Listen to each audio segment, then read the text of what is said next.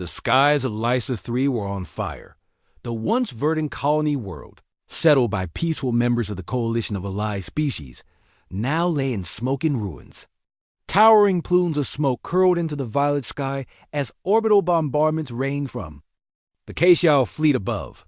The defenders, mostly Lysari engineers and medics, had been overrun within the first 72 hours. Their desperate calls for aid had gone unanswered, just static and silence in response. The coalition had abandoned them. Ambassador Threx stood among the debris of the central command center, his blue-gray skin dull with ash.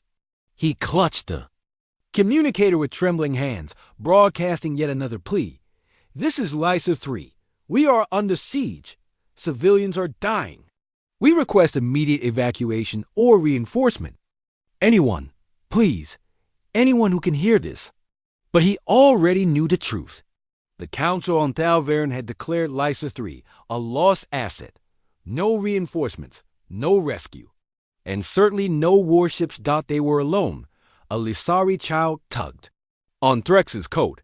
Her large eyes shimmered with quiet terror. "Ambassador, are the humans coming?" Threx didn't have the heart to tell her they might not even know Lysa 3 existed. After all, humanity was new to the galactic scene, invited reluctantly into the coalition only 5 years ago. Their technology was crude, their diplomacy abrasive, and their history violent. Most species kept them at arm's length. But Threx had visited Earth once. He had met a human commander, Captain Rael Mendez of the Earth Defense Fleet. Mendez had looked him in the eye, clasped his hand, and said something Threx never forgot. "We don't run. Not from monsters. Not when innocent people are screaming for help." That was years ago. It felt like a different lifetime now. A new explosion rocked the ground. The Keshal were coming again. Suddenly, the air changed. There was a shift in the sky's tone, an unnatural ripple that crackled across the clouds like tearing fabric. Lysari and coalition survivors looked up, shield in their eyes as a gaping void split open above the horizon dot, and from it, thunder was born. A ship emerged. No, a beast.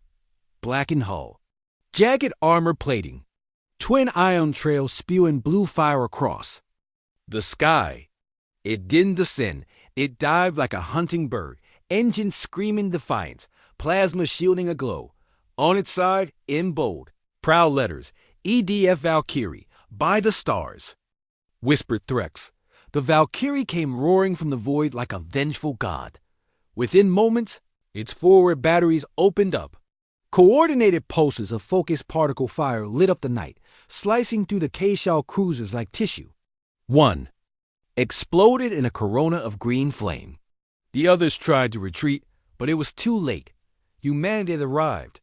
Inside the command deck, Captain Mendez sat stone-faced, eyes locked on the enemy readouts. "They were left for dead," he said coldly. "Not today." His XO, Lieutenant Anaya Brooks, gave him a tight nod. "All weapons online. Enemy fleet at 43% integrity." "Shall we finish the job, sir?" "Oh, yes," Mendez growled. "Let's show them what human rescue operations look like." The ground wars shifted instantly. Drop pods thundered down like meteors. From within them emerged human marines in dark armor, their visors glowing red, wielding pulse rifles and heavy rail cannons.